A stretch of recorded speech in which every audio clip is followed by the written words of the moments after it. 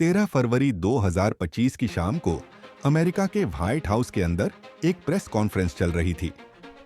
वहां पर दुनिया भर के पत्रकार भी मौजूद थे और साथ ही दो बड़े व्यक्ति भी थे। एक अमेरिका के राष्ट्रपति डोनाल्ड ट्रंप और साथ ही भारत के प्रधानमंत्री नरेंद्र मोदी। उनसे कुछ सवाल जवाब चल रहे थे। 45 मिनट के आसपास की यह प्रेस कॉन्फ्रेंस होती है। इसी बीच में भारत का एक पत्रकार अमेरिका के राष्ट्रपति से एक सवाल करता है। वो सवाल करता है कि अमेरिका में होने वाली भारत विरोधी गतिविधियों पर आपकी क्या राय है। जैसे ही भारत के पत्रकार ने अमेरिका के राष्ट्रपति से यह सवाल पूछा तो अमेरिका के राष्ट्रपति ने कहा कि इस प्रश्न का एक भी शब्द मेरी समझ में नहीं आया। जैसे ही डोनाल्ड ट्रंप ने यह बात कही, वो पत्रकार भी शांत हो जाता है।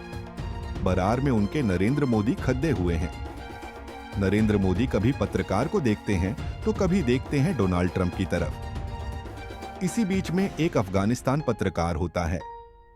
अफगानिस्तान पत्रकार ने इसी सवाल को फिर से दोहराया और जैसे ही सवाल को दोहराया तो उन्होंने वही रटा रटाया।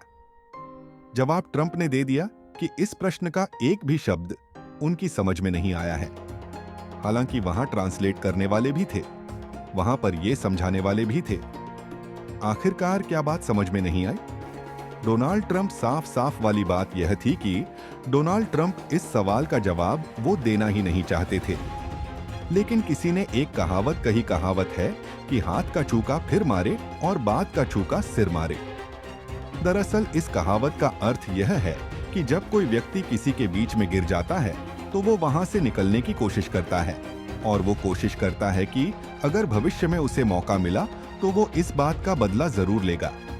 यानी कि हाथ का चूका हुआ है वो फिर मार सकता है। लेकिन कहावत यह है कि बात का चूका सिर मारे।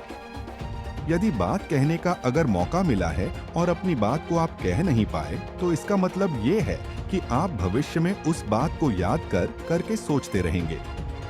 काश मैंने ये बात कह दी होती तो आज इतने सारे लोग इस तरह की बातें न कर रहे होते। दरअसल भारत के अंदर बहुत बड़ी संख्या में, लाखों करोड़ों की संख्या में लोग एक ही बात कर रहे हैं कि अगर ट्रंप भारत के प्रधानमंत्री नरेंद्र मोदी के बहुत अच्छे दोस्त हैं तो वो अपने दोस्त से बात क्यों नहीं कहते कि हमारे जो लोग हैं जो अवैध रूप से आपके देश में चले गए हैं उनके हाथों में हथकड़ी और पैरों में बेदियां बांधकर क्यों भेज रहे हो? ऐसा क्यों कर रहे हो? दोस्ती में दगा क्यों कर रहे हो? नहीं, कहीं नरेंद्र मोदी जी ने यह बात आज की कहानी के माध्यम से यह जानने की, समझने की कोशिश करते हैं। आज की जो सच्ची घटना मैं आपको सुनाने जा रहा हूं, यह सच्ची घटना दरअसल है तो इंडिया की और अमेरिका की। लेकिन शुरू होती है कहानी जब हर किसी के घर घर तक ये बात पहुंचती है। 5 फरवरी 2025 के दोपहर 2 बजे के आसपास का समय हो रहा था। उससे कुछ देर पहले तक अमेरिका का एक बड़ा सा विमान होता है और वो बड़ा सा विमान कभी दिल्ली के चक्कर काट रहा है तो कभी अमृतसर, कभी पंजाब। इस तरह से वो उड़ीच रहा है। 6 घंटे तक वो हवा में उड़ीता रहता है। ये फैसला लिया जाना था कि आखिरकार इसको उतारना कहाँ है। इसको उतारने की बात थी तो यह सहमति बन जाती है कि पंजाब में एक अमृतसर है और अमृतसर में एक हवाई अड्डा है। इसको वहां उतार दिया जाए। उतरने के बाद फिर आगे देखा जाएगा। दरअसल इसके उतरने की वजह यह थी ना उतरने की, जो इसे सही से एक हवाई अड्डा दिया नहीं जा रहा था। इसके अंदर भारत के 104 लोग बैठे हुए थे। वो ऐसे लोग होते हैं जो अमेरिका में अवैध तरीके से, उनके पास न कोई वीजा था ना ठीक से पासपोर्ट था के पास वैध दस्तावेज थे, लेकिन वो अमेरिका के अंदर प्रवेश कर गए थे और अमेरिका ने उन्हें पकड़ DDH लिया। पकड़ DH के उन्हें भारत को जब सौंपने लगा तो अपने ही मिलिट्री के विमान में बैठाया। उनके हाथों में हथकड़ी, पैरों में बेदियां डाली हुई थीं। अब कौन बुराई मोल लेगा? इसलिए उन्होंने पंजाब के अमृतसर को चुना जब वहां वो उतरते हैं। सोशल मीडिया पर वीडियो वायरल होने लगता है, इतना वायरल होने लगता है कि फिर ये न्यूज चैनल हो, सोशल मीडिया के अलग अलग प्लेटफॉर्म हो, अखबार हो, हर जगह पर इसी बात की चर्चा चल रही थी कि भारत के प्रधानमंत्री नरेंद्र मोदी का अमेरिका के राष्ट्रपति डोनाल्ड ट्रंप से दोस्ती है। उसके बावजूद भी यहाँ पर हमारे देशवासियों को इस तरह से भेजा जा रहा है। उनके हाथों में हथकद्दी, पैरों में भेदियां पद्दी हुई है। अब संसद हो या सड़क हो, हंगामा शुरू हो जाता है। और जब हंगामा चल रहा था, लोग एक ही बात कर रहे थे कि आखिरकार मोदी जी कदम क्यों नहीं उठा रहे हैं। लेकिन मोदी जी बिल्कुल शांत पड़े जाते हैं, इस बात पर कोई जवाब नहीं देते। हालांकि विदेश मंत्री ने यह बात कही थी कि इस तरह के लोगों को भेजना ये पहली बार नहीं है। ऐसा पहले भी होता रहा है, लेकिन पहले होता रहा है। हाथों में किसी की हथकद्दी और पैरों में किसी की भेदियां नहीं पड़ देती थी। यह पहली बार हुआ है। दरअसल अमेरिका में जो अलग अलग दुनिया के लोग हैं, जो अवैध रूप से घुसे हैं, जिनके पास कोई वैध दस्तावेज नहीं है, तो उनको चिन्हित किया जा रहा है, पकड़ा जा रहा है। और भारत से पहले ब्राजील और कोलंबिया के ही जो देशवासी होते हैं, उनको इस तरह से भेज रहे थे। अब कोलंबिया के ऊपर भी ऐसे जैसे भारत में हवा उड़ीडीएच रहा था, तो हवाजा जुदरा था, उनसे परमिशन मांगेगा कि हम अपना हवाई जहाज यानी कि मिलिट्री का जो विमान है, उसको हम आपके यहाँ उतारना चाहते हैं। आपके यहाँ के कुछ लोग हमारे घर में अवैध रूप से घुस गए हैं, उनको हम वापस करना चाहते हैं। कोलंबिया ने यह बात सुनी। उसने कहा कि आपको बिल्कुल भी हवाई जहाज उतरने की अनुमति नहीं दी जाएगी, आप इसे वापस लेकर जा सकते हैं। अमेरिका ने जब यह बात सुनी तो अमेरिका को बड़ा अजीब लगा। उन्होंने कहा कि ठीक है, आप इसे लेकर जाइए, हम आपको यहाँ उतरने की किसी भी कीमत पर अनुमति परमिशन नहीं देंगे। और ठीक वैसे ही होता है। अमेरिका को अपना हवाई जहाज वापस लेके जाना पड़ गया, लेकिन पीछे पीछे से कोलंबिया का हवाई सेना का हवाई जहाज होता है। वो अमेरिका पहुंचता है और वो कहते हैं कि हमारे कितने लोग हैं, जितने भी हमारे हवाई जहाज में बैठाइए, हम सह सम्मान इनको अपने देश लेके जाना चाहते हैं। लेकिन जिस तरह से आप भेज रहे थे, हम बिल्कुल भी कहते हैं बर्दाश्त नहीं करेंगे। अब ऐसी स्थिति में अब हमारे देश में बवाल मचा हुआ था। सबकी जुबान पर एक ही बात थी कि भारत के प्रधानमंत्री और अमेरिका के राष्ट्रपति की अच्छी दोस्ती है। एक तरफ तो वो हमारे देशवासियों को हवा में बिठाकर भेज रहे थे, लेकिन इसी बीच में इत्तेफाक हो या फिर पहले से तय था, भारत के प्रधानमंत्री नरेंद्र मोदी का अमेरिका में एक दौरा था, 2 दिवसीय, पहला 12 फरवरी, दूसरा 13 फरवरी को। अब जब ये दौरा था 2 दिन का, तो भारतवासियों को लग रहा था कि हो न हो प्रधानमंत्री अमेरिका के राष्ट्रपति से यह बात जरूर कहेंगे, भाई हमारे जो लोग हैं इनके साथ आप अच्छे से पेश आइए, इनको आप ठीक से भेजिए। इस तरह से हाथों में हथकद्दी, पैरों में बेधियां मत डालना। लेकिन नरेंद्र मोदी जी इस बात को कह नहीं पाते। हालांकि उन्हें कहने का एक मौका मिलता है।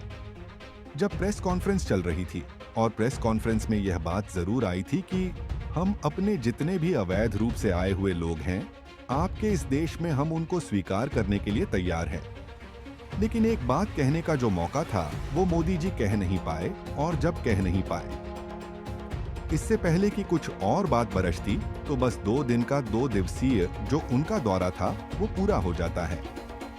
अब अमेरिका से 2 विमान उड़ते हैं। एक विमान वो था जो खुद मोदी जी का विमान होता है, और एक विमान वो था जिसमें अवैध रूप से अमेरिका के अंदर गए भारतवासियों को भेजा जा रहा था। कुछ समय पहले तो प्रधानमंत्री उतर जाते हैं, कुछ समय के बाद फिर उन्हें उतरना था। यानी कि जो 116 भारतवासी होते हैं जो अवैध रूप से अमेरिका गए थे, अब इनको ये उतरते हैं। 15 फरवरी 2025 की रात लगभग 11:40 पर पंजाब के अमृतसर के हवाई अड्डे पर, जैसे ही हवाई अड्डे पर के हवा जद उतरता है, तो भारत की मीडिया की नजर थी उस हवाई जहाज पर, मिलिट्री के जहाज पर की, जिसमें 116 लोग बैठे हुए थे, कि आखिरकार इस बार हाथों में हथकद्दी होगी या नहीं होगी, पैरों में बेदियां होंगी या नहीं होंगी। जैसे ही लोग उतरते हैं तो पता चलता है 4 तो महिलाएं थीं, 2 बच्चे थे, 101, 10 उसमें पुरुष होते हैं। बच्चों को तो शायद बख्श दिया गया है, बाकी किसी को भी नहीं बख्शा। हर किसी के हाथों में हथकद्दी, पैरों में बेदिया। 60 घंटे का वो सफर होता है, 66 घंटे का 6 घंटे का सफर होता है।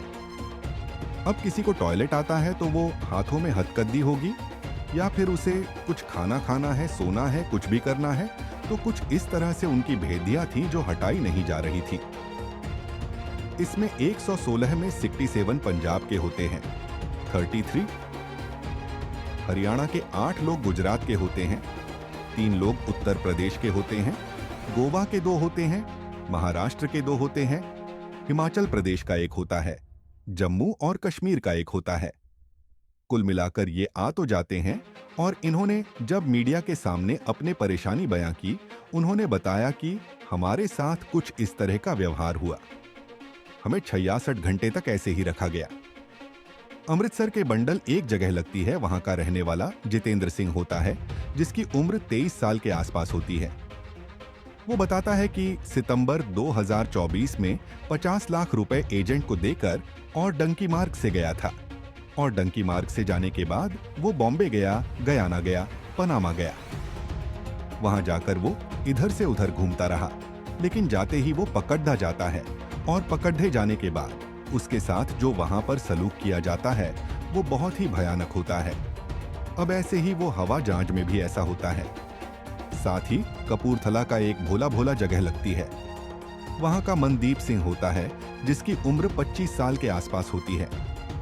वो बताता है कि 66 घंटे हमारे हाथों में हथकड़ियां पधी हुई थी, और पिछले 15 दिन से न तो उसने ब्रश किया, न ही वो नहाया था, और खाना, टॉयलेट वगैरह सब कुछ जो कर रहे थे वह बंधक बने हुए कर रहे थे। दरअसल रोजगार नहीं था, रोजगार की तलाश में गए थे, सही तरीका मिल नहीं पा रहा था, ज्यादा पढ़े लिखे थे नहीं, इसलिए वो अमेरिका जाना चाहते थे ताकि वहां जाकर लाखों रुपए कमाए। लेकिन इसके लिए, इसके बदले में उन्होंने अपना घर बेचा, अपनी जमीन बेची, जो अपने जमा पूंजी थी, यानी कि गुल्लक में जो पैसे थे वो भी खत्म कर दिए, सब कुछ बर्बाद कर दिया और हाथ लगा कुछ नहीं। इस तरह से अमेरिका ने 7,25,000 लोगों को लगभग चिन्हित किया है। उनमें से 20,407 ऐसे हैं जिनको विकुल रडार पर ले लिया गया है, जिसमें से 2,467 ऐसे हैं जिनको डिटेंशन सेंटर में डाला गया है। उसी में से उठाकर 116 लोगों को भारत भेज दिया गया है। 17,940 ऐसे हैं जिनके पैरों में एंकल पटिया हुआ है, यानी कि उनके लिए एक सीमा निर्धारित कर दी गई है, उस सीमा से वो बाहर नहीं जा सकते, जाएंगे तो फिर उनको जेल जाना पड़ेगा। इसलिए हाथों में हथकड़ी और पैरों में बेदिया जो बेराच रही है, उसकी शायद सभी को आदत लेनी चाहिए। अब इस पर ज्यादा शोर मचाने की जरूरत नहीं है, क्योंकि 13 और 14 फरवरी को एक मौका मिला था नरेंद्र मोदी जी को। 12 और 13 फरवरी को वो अपनी बात कह नहीं पाए, और शायद इस बात का उन्हें भविष्य में पछतावा होगा या नहीं होगा। वो अपने दोस्त से इस ढंग से बात कर पाते कि हमारे देशवासियों को आप इस तरह से न भेजें तो ज्यादा अच्छा है। अमेरिका की छोटी सी कहानी है, इसे अगर आप सुनेंगे तो शायद आप लोगों को सोचकर हैरान रह जाएंगे। जब एक व्यक्ति से एक पत्रकार ने पूछा कि आप कैसे रास्ते से गए थे, तो उसने एक रास्ता बताया था कि पनामा की तरफ से जा रहे थे तो लगभग 100 किलोमीटर का जंगल होता है, और वहां लाशों के जगह जगह ढेर मिल रहे थे, वहां पर कंकाल मिल रहे थे। उन्हें देखकर तो रूह कांप रहे थे, सोचने पर मजबूर थे कि आखिरकार यहाँ ऐसे लोग गुजरते हैं। डोकी मार से और इतना खतरा है। दरअसल उस खतरे की हम बात करते हैं अमेरिका और कनाडा की सीमा से जो जुड़ा हुआ बॉर्डर है, वहां पर कुछ पुलिस वाले गश्त कर रहे थे, और इसी बीच में एक टैक्सी लेकर जा रहा था। टैक्सी संचालक नाम होता है, अमेरिका के ही नाम होता है। शोन शैंड को जैसे ही पकड़ दिया जाता है तो उसकी गाड़ी के अंदर 15 सीटर गाड़ी होती है। उसके अंदर 2 बैठे हुए व्यक्ति होते हैं। उनसे पूछा जाता है कि तुम कौन, कहां से हो? तो वो कहते हैं कि हम भारत के गुजरात प्रदेश के रहने वाले हैं और यहाँ पर आए थे। यानी कि 2 की मार से, गलत रास्ते से हम लोग यहाँ पर प्रवेश कर गए हैं। पुलिस वालों ने जब आसपास नजर मारी तो 5 लोग और मिल जाते हैं, कुल मिला के 7 लोग मिल जाते हैं। गाड़ी के अंदर जो बैठे हुए थे, उनमें से जब उनके बैग वगैरह थे, उनको चेक कर रहे थे। चेक करते करते पता चलता है कि एक बैग ऐसा था जिसमें बच्चों के कपड़े डेडे थे और बच्चों के खेल खिलौने भरे हुए थे। तब उनसे पूछा जाता है कि तुम तो बड्ढे हो, लेकिन तुम्हारे जो बैग है इसमें खेल खिलौने क्यों है? तब वो कहने लगते हैं कि अब ये बैग हमारा नहीं है, लेकिन हाँ, एक परिवार हमारे साथ जरूर था जो हमसे कुछ दूरी पर जाके वो गुम हो गया है। आखिरकार जब यह बात कही जाती है तो कहता है सब बच्चे हैं। आपको थोड़ा ध्यान देना चाहिए, बात सरकार तक पहुंच जाती है और सरकार ने उनको ढूंढना शुरू किया है। तो आखिरकार थोड़ी सी मेहनत करने के बाद पता चला कि 4 लाशें मिल जाती हैं। 4 लाशों में एक लाश होती है। जगदीश पटेल की उम्र होती है 39 साल, उसकी पत्नी होती है वैशाली पटेल, उम्र होती है 37 साल, बिहांग पटेल उम्र होती है 11 साल, धामिक पटेल उम्र होती है 3 साल। दरअसल ये गुजरात प्रदेश के गांधीनगर, वहां की तहसील है। कलोल तहसील कलूल का गांव लगता है। डिंग गूंचा और डिंग गूंचा के रहने वाले होते हैं। दरअसल जगदीश पटेल जो होता है वो छोटी सी नौकरी कर रहा था, उससे 8-10 हजार रुपए मिलते थे। उसने और उसकी पत्नी ने सपना देखा कि हम लोग डोंकी मार्ग से, क्योंकि उसके गांव का ज्यादातर सदस्य हर घर से एक ना एक तो है ही ऐसा जो अमेरिका में है। तो ये पति पत्नी ने प्लान किया कि क्यों ना हम भी जाकर अमेरिका में शिफ्ट हो जाए। इसके लिए उनके पास अपनी जो भी कुछ जमा पूंजी, सब कुछ धन दौलत था, सब कुछ बेच दिया। 65 लाख रुपए में एजेंट को पैसे दिए। ठीक है, चले जाओ।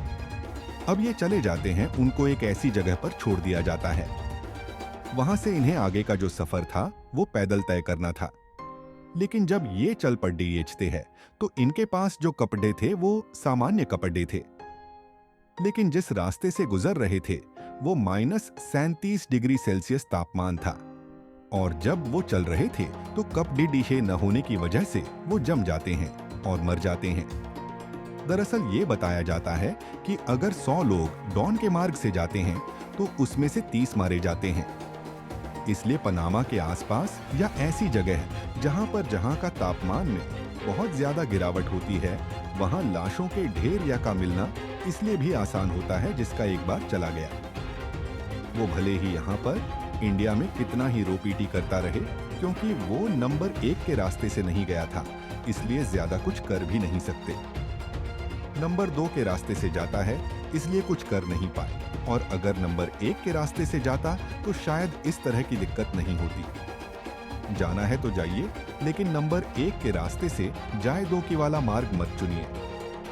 दोस्तों, इस पूरे घटनाक्रम को सुनाने का उद्देश्य है, किसी को परेशान करना नहीं है, किसी का दिल दुखाना नहीं है, बल्कि आपको जागरूक करना है, आपको सचेत करना है। और जाते जाते मैनपुरी के रहने वाले प्रदीप गुप्ता हैं उनकी पत्नी कंचन गुप्ता। आज इनकी शादी की सालगिरह है। शादी की बहुत बहुत शुभकामनाएं, बहुत बहुत मुबारकबाद। साथ ही उत्तर प्रदेश के लखनऊ की रहने वाली रिया भारद्वाज है। उदयपुर के रहने आयात प्रवीण रामपुर से, मोहम्मद अहमद, मेरठ से अरशद खान, राहुल राजपूत, आरिफ आर्यन, रौनक कुमार गुप्ता, सलीम, मलिक, अनीश, अली, मोहम्मद, तहसीन, देव, प्रताप सिंह, रंजन राजीव, रंजन, सोमवीर, सोलंकी सूरत। ऐसी है अजय प्रताप, गुजरात से जुनेद असारी, शुरू से राजवीर सिंह, राकेश कुमार, प्रकाश यादव, राजकुमार। मांझी, आप सब लोग अपना ख्याल रखें, सुरक्षित रहे। जय हिंद, जय भारत।